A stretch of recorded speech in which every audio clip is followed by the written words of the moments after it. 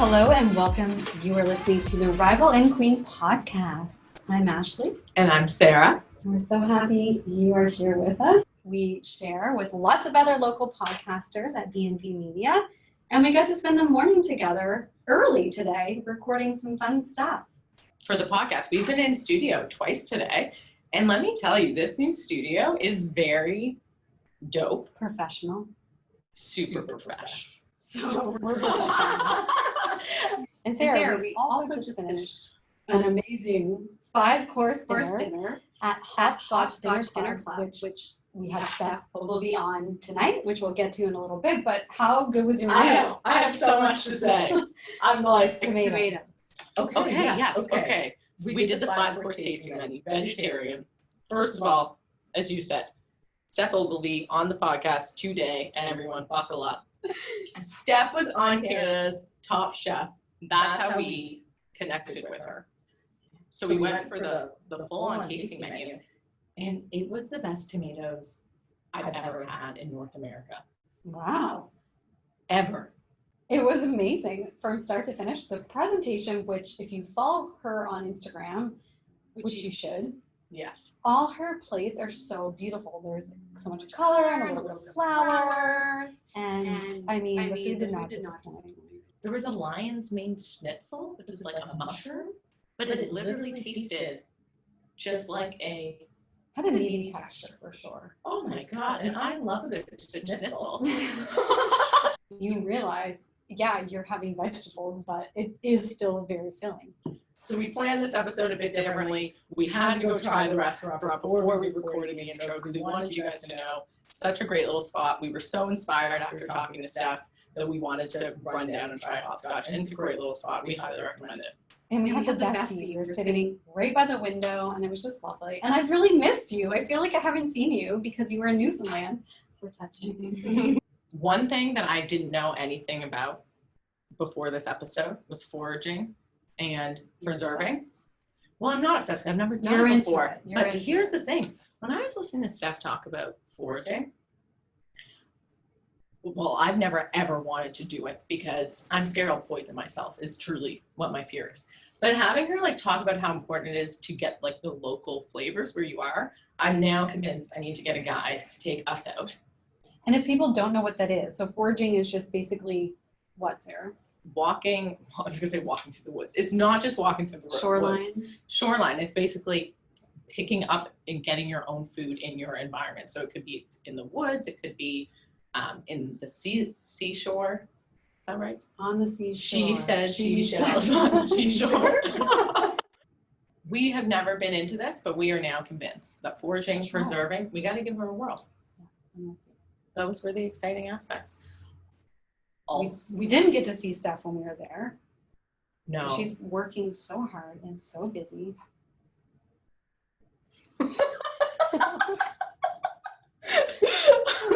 We both went to dog at the same time. We're too amped up because we're together. I mean, this is an odd intro, but I'm just so into food. I mean, we both love food, I think. You definitely love it more. I don't really think about it. Oh, I spend a lot of time thinking about it. And then you make me think about it, but I'm just like, if I'm hungry, I want to eat, and then I'm good. Like, I don't think about it. I don't think about a lot of meals in the day, but I usually pick like every 2 or 3 days. I have like a staple thing that I'm going to make, and it is going to be a production, and I'm into it. The other night we had the chanterelle risotto. That was, an evening, but so good and worth it.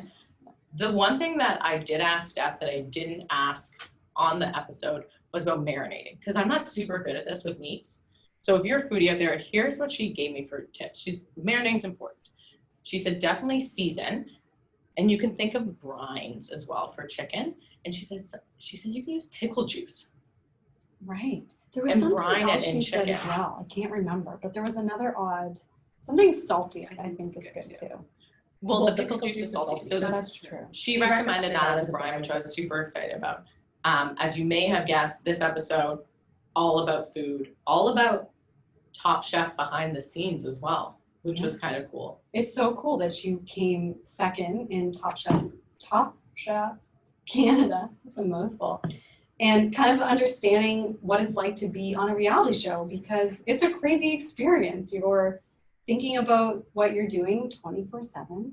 From And like there's a camera crew in your face most of the day. From like 5 a.m. till very late. And then you're also in a competition. So it's not like you're just having your life documented, you're competing with other people to win. Stressful. Okay, here's my question for you. If you had to go on a reality show, which reality show are you going on? I can't believe you're even asking me that. Am I supposed to know? Okay, I have two that come to mind. They're equally, I have a confession of HGTV binge watching lately, which I have no idea. It happened just on the weekend, and now every day if I don't see part of a show. So maybe a renovation show. But then the flip side, my other brain wants to say a Real Housewives show. Because I love them, but I mean, there's so much drama, but maybe I'd be famous then if you're on. Do you know what? I could see you as a Real Housewife. I'm down for that. Jeff Keel, you better saddle up and get ready, buddy. Mm-hmm. I don't know. What about you? I don't know. I don't know either. Well, because I feel like you'd be, I was going to say you'd be yelling at people a lot. Ashley, I've never yelled a day in my life. It'd be called just the Sarah Show. Like you'd have your own category of reality show. Maybe we should get on one and see if we can get a spin-off. I think if I had to choose, but I'm just going to go with Bachelor. I think it's hilarious. But here's what I got to tell you. I don't think I could handle. I've seen clips of the island. What's it called? Paradise Island. Paradise Island. That seems like a lot going on. Mm-hmm. So not that one. Well, to make it to Paradise Island, you also have to have been a contestant on The Bachelor. Perfect. Bachelor, so, if I had to choose one, I would choose that one just for the laugh because I give the girls such a hard time for watching The Bachelor. If you were the Bachelorette, it would actually be terrible. Incredible. No, it'd be incredible because you would be loving the 20 men. Like, let's be serious. Yeah. Not loving like on them, but you'd be so interested to talk to them all and you'd really get into conversation. But anyway, we'll stay tuned. See what happens. Who knows where we'll go. All right, so before we dive in, guys, we're chatting with Stephanie Ogilvie today. As Ashley said, she is the chef and co-owner of Hopscotch Dinner Club in Halifax. And yeah, this episode's a great one for all those foodies out there. You can connect with Steph at StephO_21 on Instagram and at Hopscotch Dinner Club. Shall we do it? Let's do it. We're so excited to welcome Chef Stephanie Ogilvie, who has been on Top Chef Canada and also now opened her own restaurant here in Halifax called Hopscotch Dinner Club. So welcome, Steph. Thank you so much. We're so happy to have you here. We've never had a chef on the show. Sarah loves food. I'm food obsessed. You're really into baking, right? Baking. Everything. And last night I made a chanterelle risotto that I was very excited about. Getting super fancy. I like it. So we are so happy that you're here because I'm like, just want to talk about food. Yeah, well, that's what I'm here for. So let's do it. How long have you been a chef, Stephanie? Oh man, too long. It's been professionally, I've been cooking for about 16 years now. Wow. Yeah. Oh my God. That's a long time. It is. And I'm always kind of shocked when people ask and I have to say it. And it's like, oh, okay. It's the real deal. Where did you start cooking? I started I went to culinary school in PEI at the Culinary Institute of Canada. It's now Holland College. So that's where I went to train. And then from there, went back to Toronto. Stayed in Toronto cooking and learning for about 5 years, and then went to Australia and cooked and traveled throughout Australia for about a year before coming back home to Halifax. Oh, I love that. What is the difference between like Canadian versus Australian cuisine? Australian cuisine it's pretty unique. They have their own like spices and obviously ingredients that they use. It's the coffee culture in Australia is huge. So I've heard that. Yeah, yeah. Like a ton of people will go to like barista college and practice their barista skills, and everybody has their own like favorite coffee place that they go to for breakfast, and it's just their kind of lifestyle, which is really cool. Yeah, so that was really incredible, and obviously like the traditional things like pavlovas and meat pies, and yeah. So it was an incredible experience. I love that. Steph, what inspired you to become a chef? Like, how did you end up 16 years later cooking Yeah. professionally? I I've always loved it.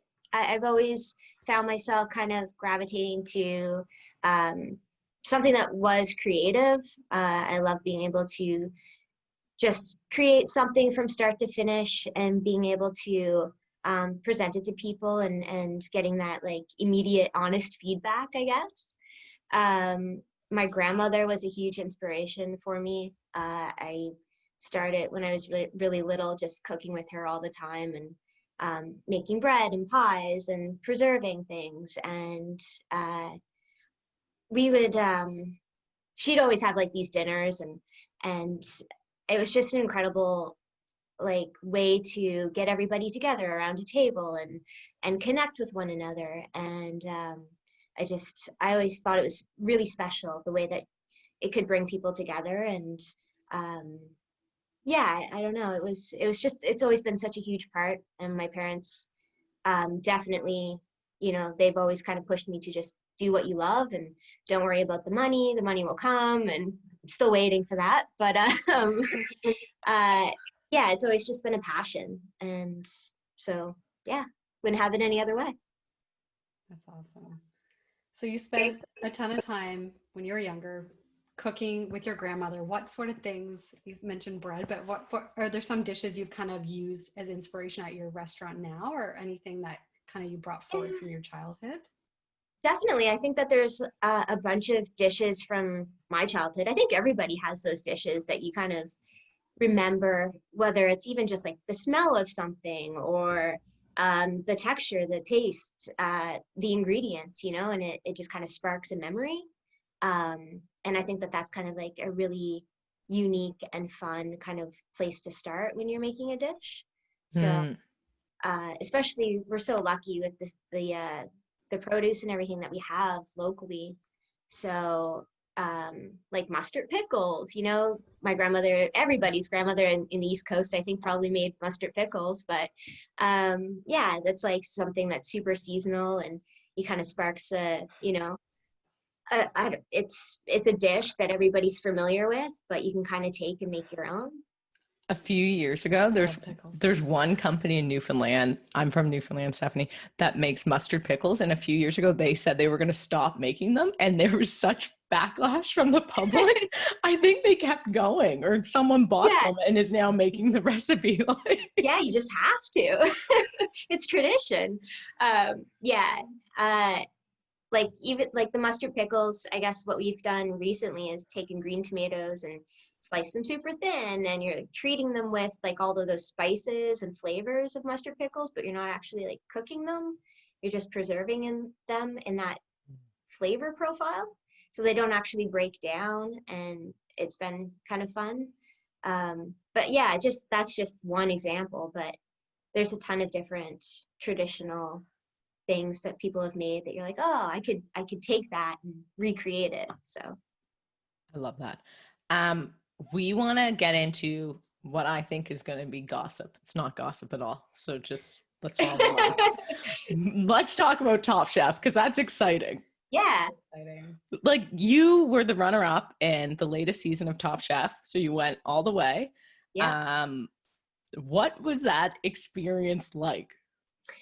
Yeah, season 8, Top Chef Canada. It was majorly out of my comfort zone, that's for sure. It was incredible, and I would do it all again. And who knows, we'll see what happens in the future. There's always all-stars, so we'll see. But it was just an incredible experience. It was wild. So it must be so stressful too, not only cooking under those circumstances and trying to create dishes, but just having the camera crew and doing the interviews and interacting with your competition. Like that must have been insane. Yeah, completely. It's not like a normal day in the kitchen in real life.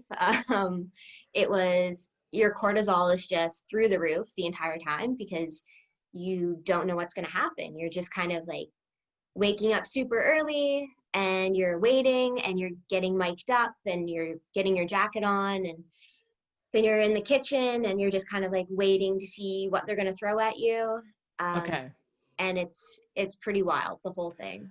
So you truly have no idea what you're going to be cooking that day, or even like what's happening. We don't know if we're going to be cooking, when we're going to be cooking, who the guest judge is, or we don't know anything.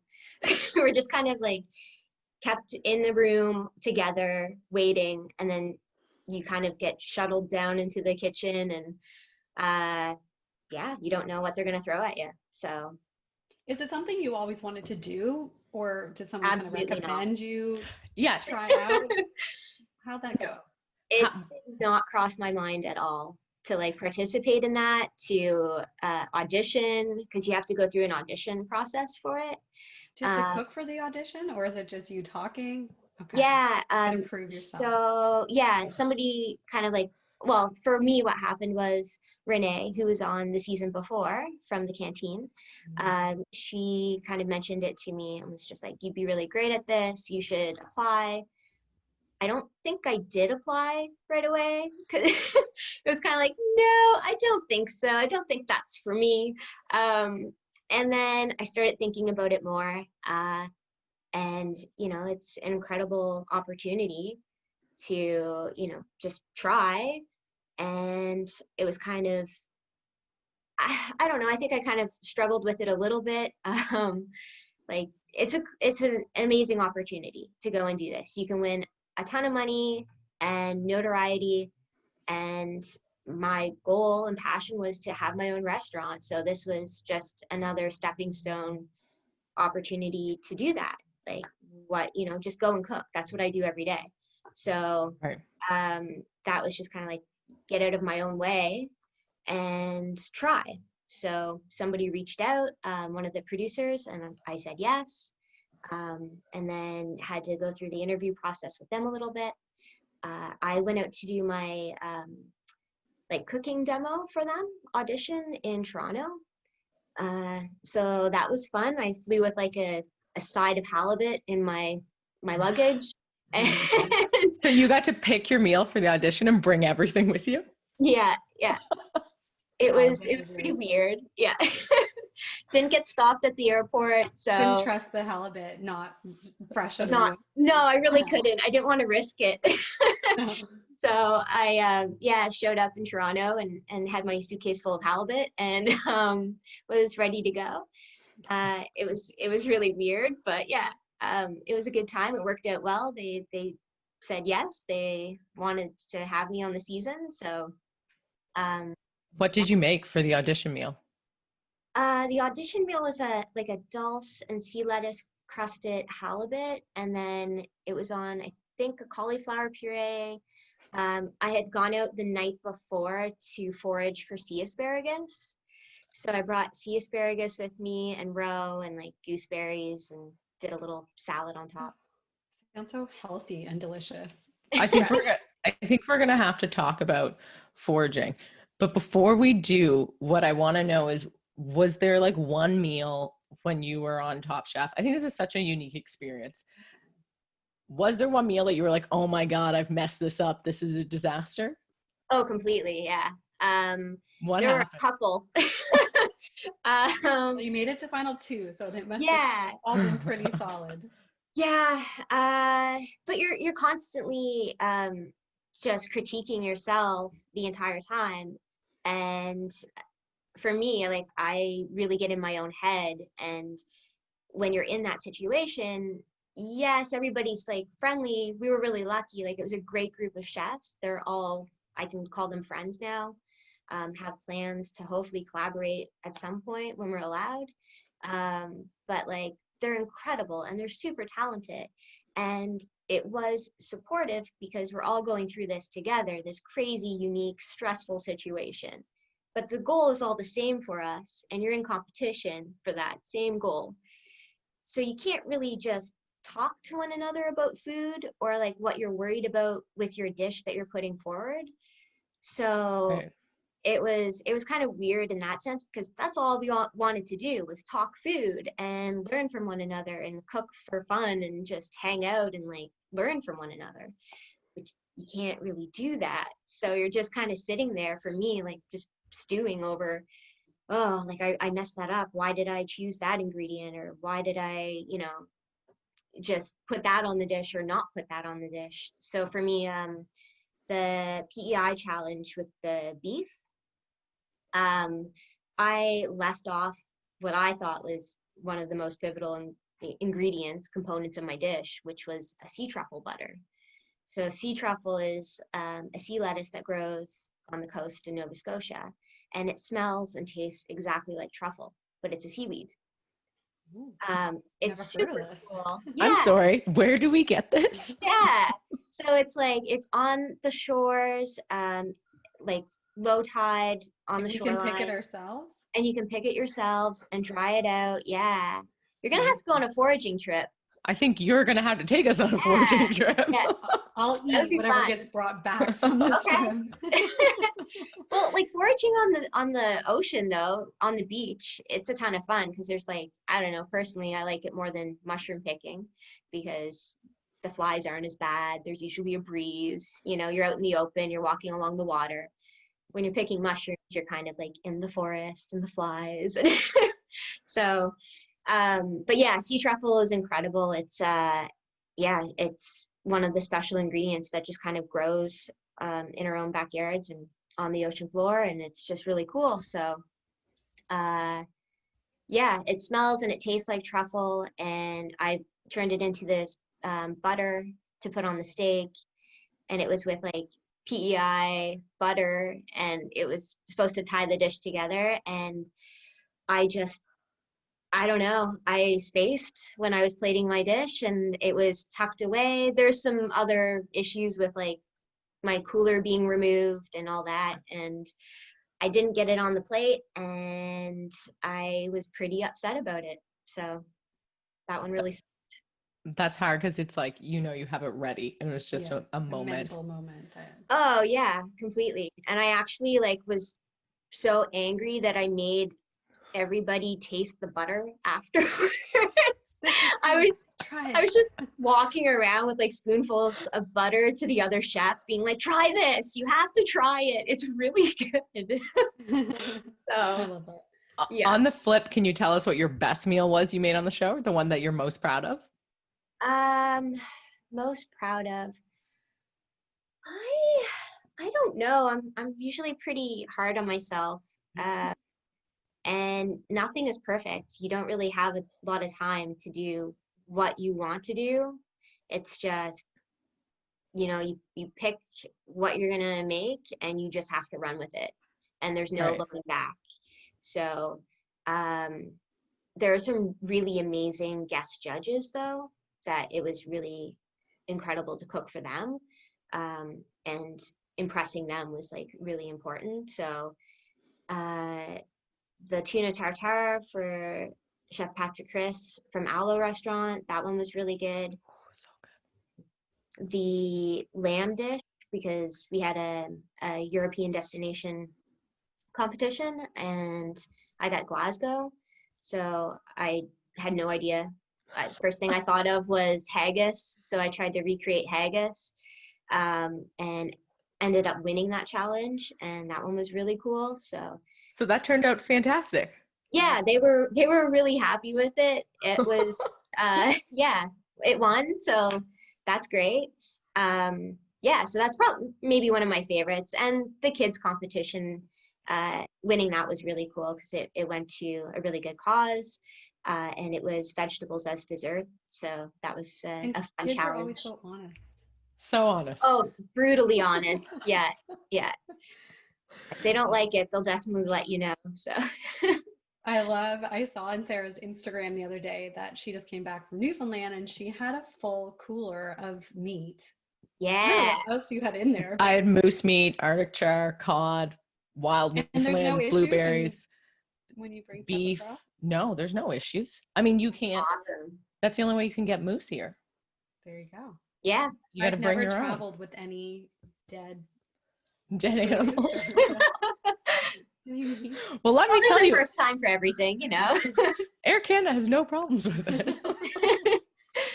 Yeah, I think it's fine if it's like province to province. It's when you start to kind of, you know, get Cross outside of borders. that. Yeah, yeah. Well, I mean, you always see people in the Halifax airport, especially with the clear water lobsters, just buying them fresh. And Yeah. interesting. But I guess if you're going somewhere that you can't get fresh seafood, why not? Yeah. Got to. Love it. Steph, we've touched on this a few times. Like you've talked about foraging, you're talking about PEI butter in your dishes. How important is, whether it's like seasonal food or where food's coming from, ingredients, I guess, not food, the ingredients? For me, it's huge. We're like, I feel super fortunate and lucky to have what we do have available to us. What's accessible is incredible. The amount of produce and seafood and meat and just vegetables, everything, like it's really cool. And the forage stuff is an added bonus that is like super unique to our territory. So there's, sea asparagus and sea truffle and the wild mushrooms. We're just really, really lucky. And for me, it's important to kind of showcase that and support it. So, support local. Like there's a ton of incredible, farmers and fishermen, and it's really important to just know where your food's coming from. It should be in season, and kind of connecting with that and celebrating it. And for me, it's what I base my food off of. And, my cuisine is eat seasonal, eat local, support local. So it's huge for me. That's awesome. I love that. I have another question. I'm sorry. I'm so into the food. Okay, for the seasonality thing, because I know a few different chefs really talk about this. Is this just that when those foods are in season in our region, they're at their most flavorful, or what? Because I know when I pick up a tomato in the winter, it just seems like it doesn't taste as good.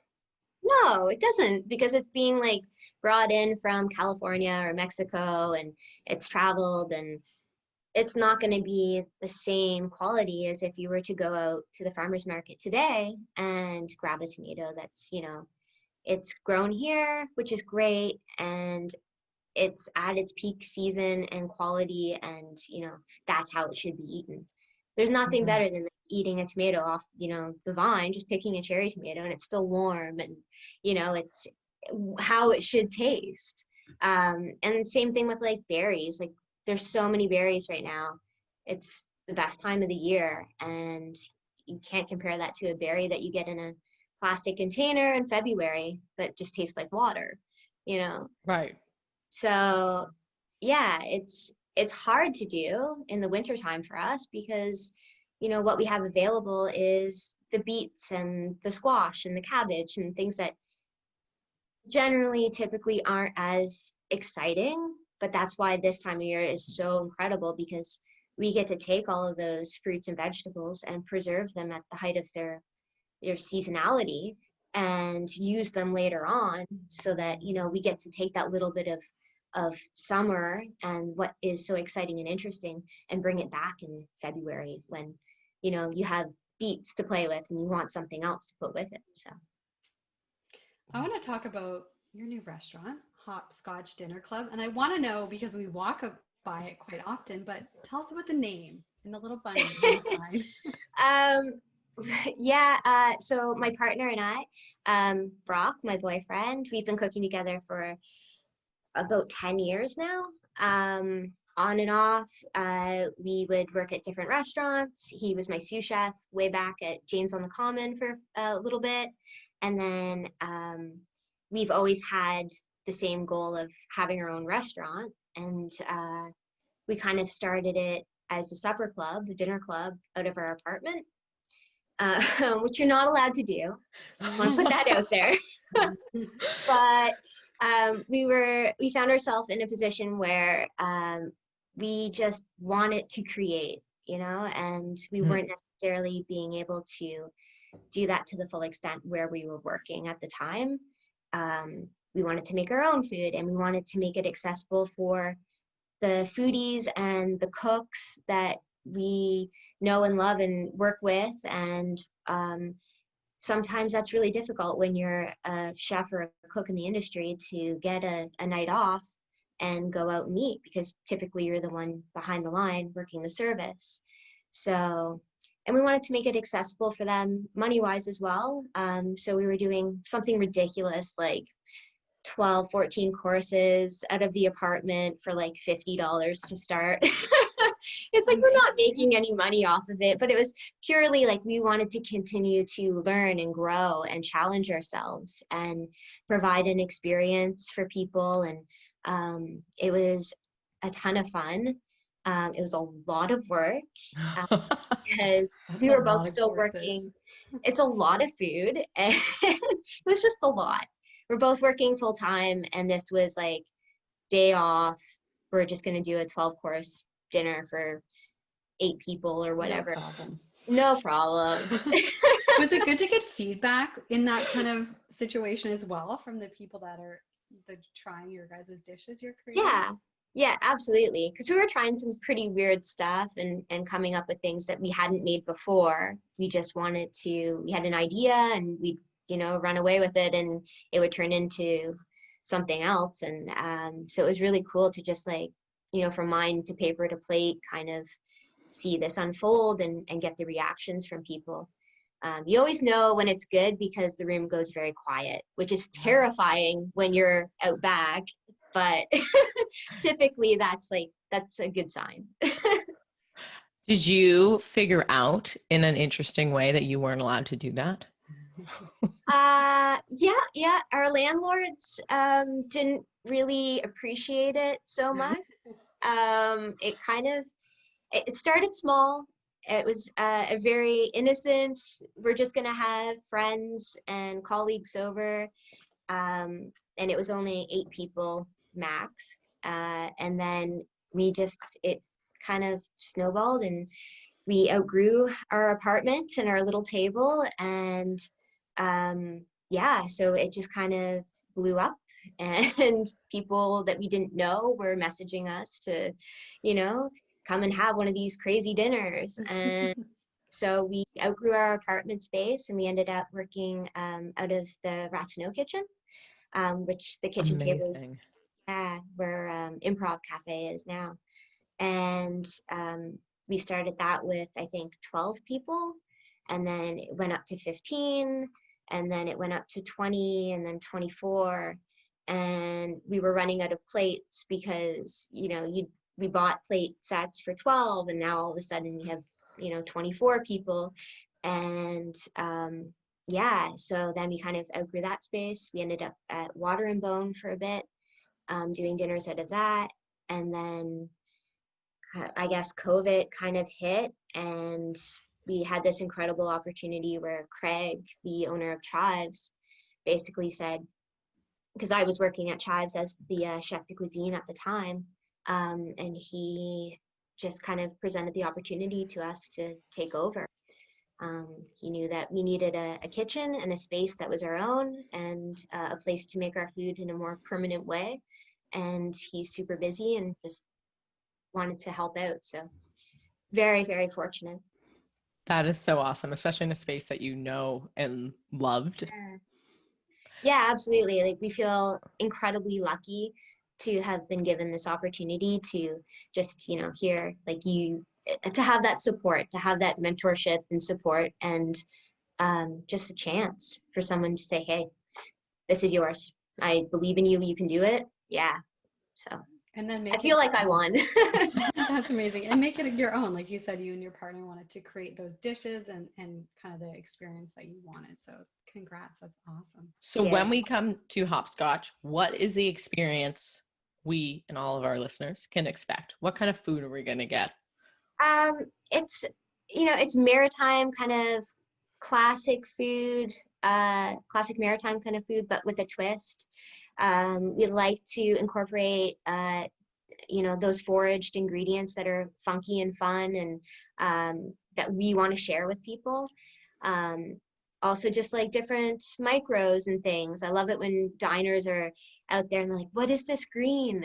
And I have the servers come back and it's like, oh, and I had one the other night that was so bizarre. I had to tell them it was chameleon fish mint, which is like ridiculous. I had to ask my foraging buddy, who's like my microgreen grower, like what this green was, and I really thought he was lying to me. Chameleon fish mint. It's like, there's no way you're making this up, but it's, yeah. So it's incredible to be able to share these like fun ingredients with people and get their reaction and response to it.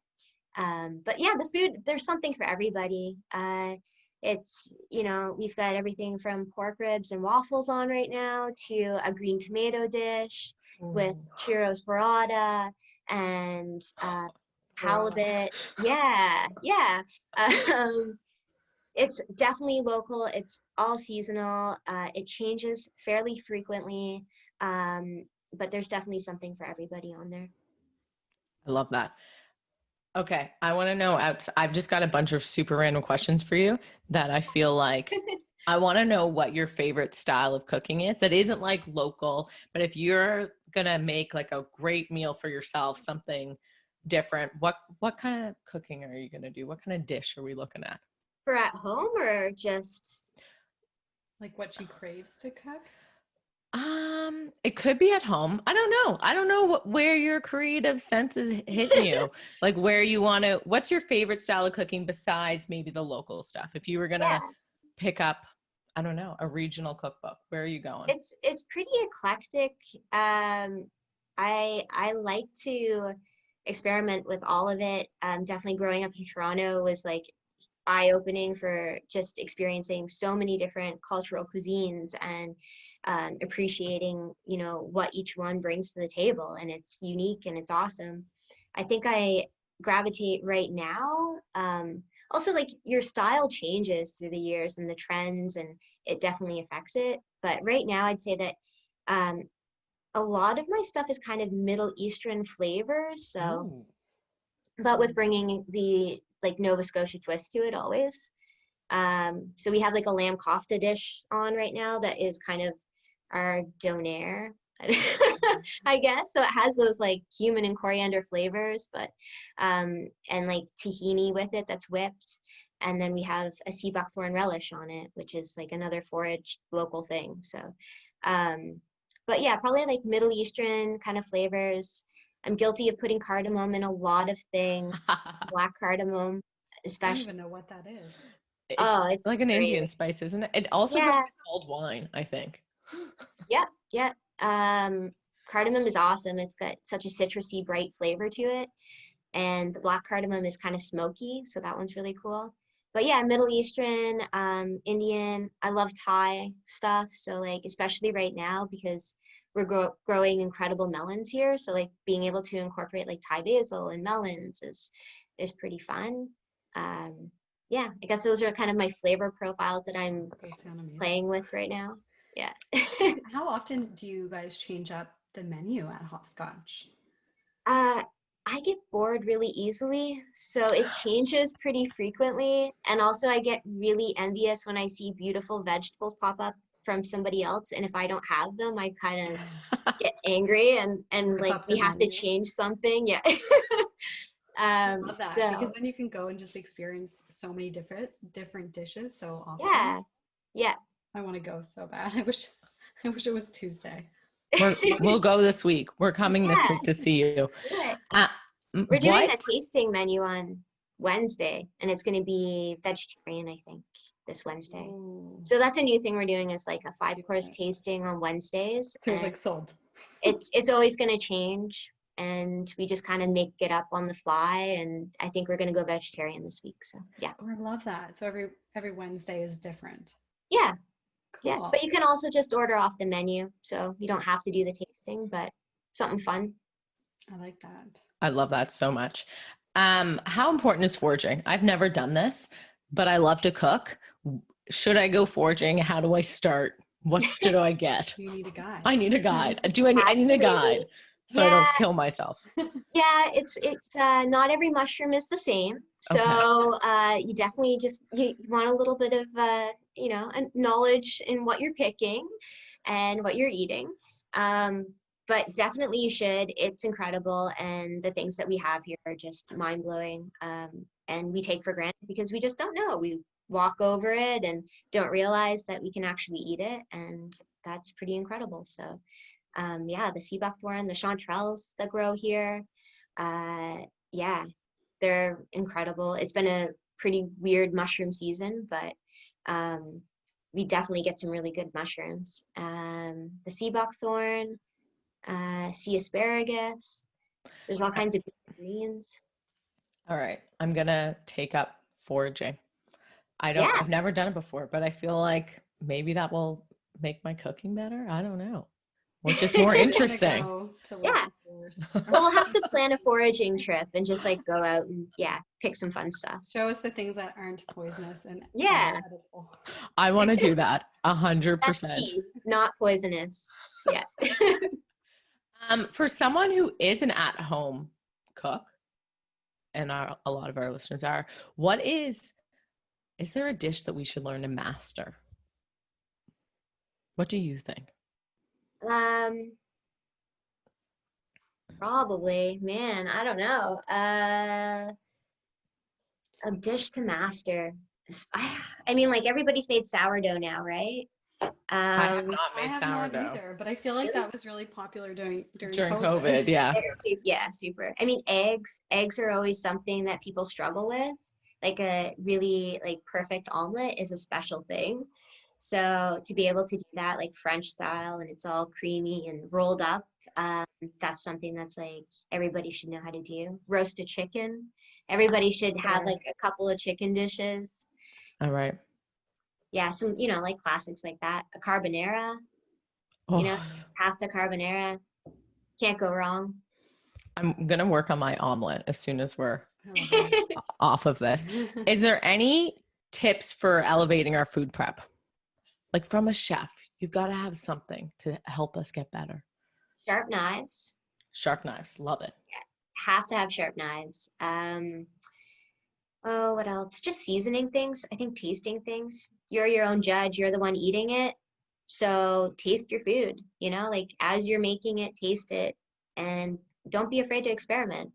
It's, it's just food. So like play with it and try out new spices. And every time you go to the grocery store, maybe pick up a vegetable that you haven't used before and look it up and try it out. Just don't be afraid to like pick up something new and, try it. That's great advice.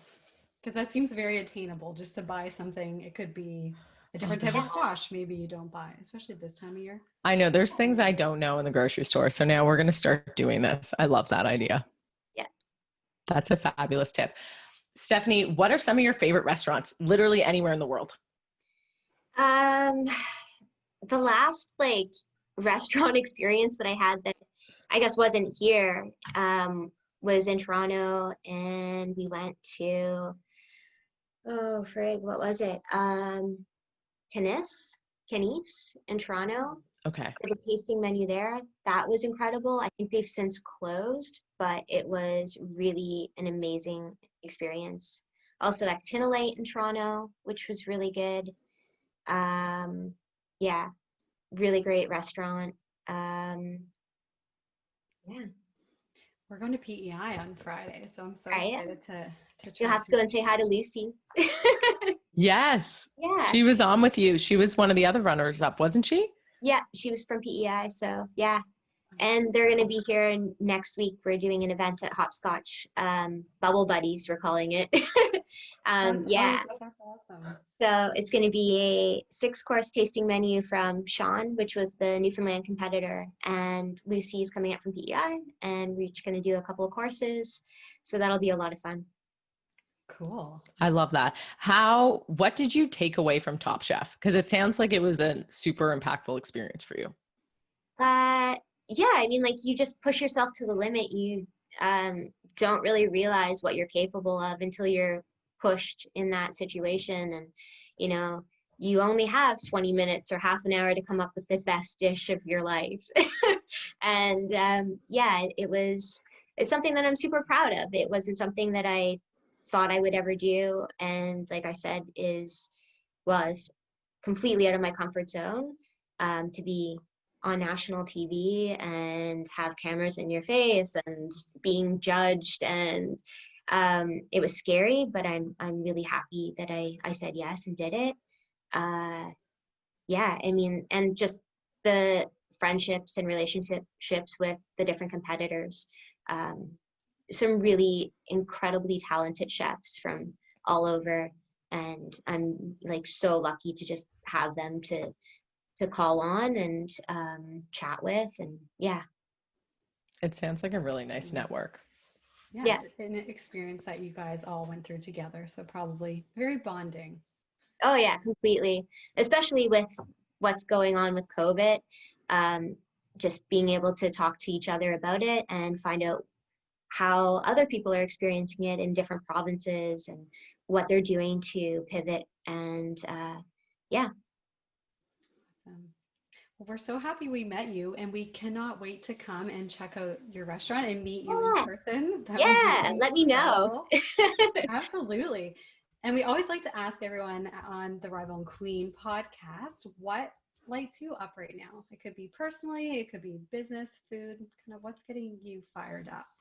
I mean, definitely it's the best time of the year for what's in season. Everything is just peak. Yeah, there's so much that you can just go to the farmer's market, and, you know, there's an incredible selection of like berries and peaches and corn, and yeah, everything is out right now. So that's really incredible. And it kind of feels like people are out on the streets more, and, you know, yes, we're wearing masks and being cautious and careful, but I feel like it is a bit of a turning point with it. The temperature is cooling down, so I'm really hopeful that it's going to be a great season, and yeah, I'm just really excited for what's to come.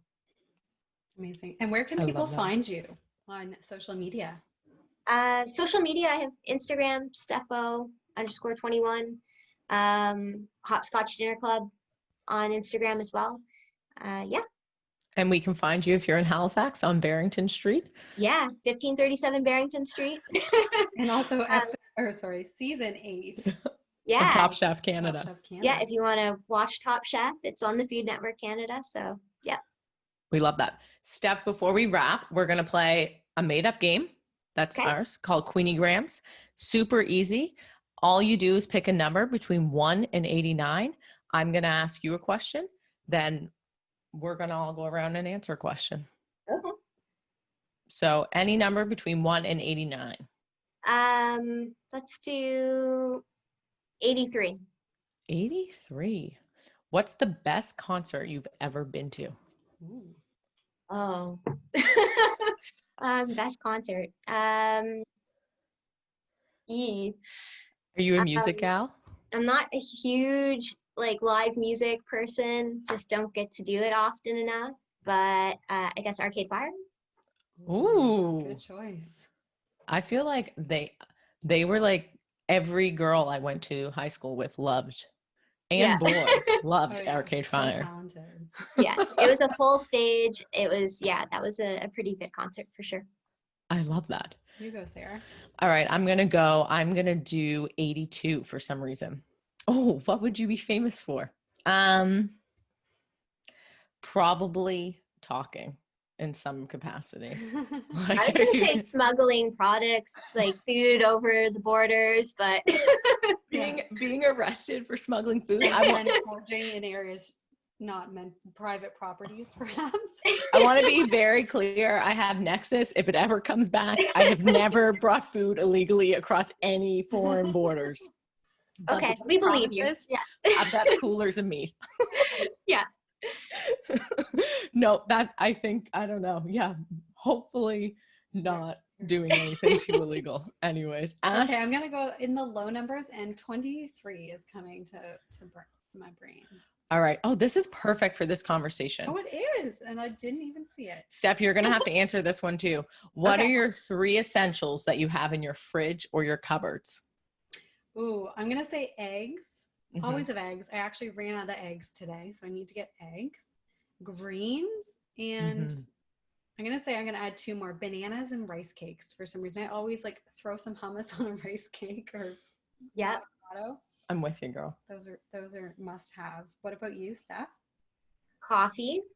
Oh, right. Have to have coffee. Peanut butter.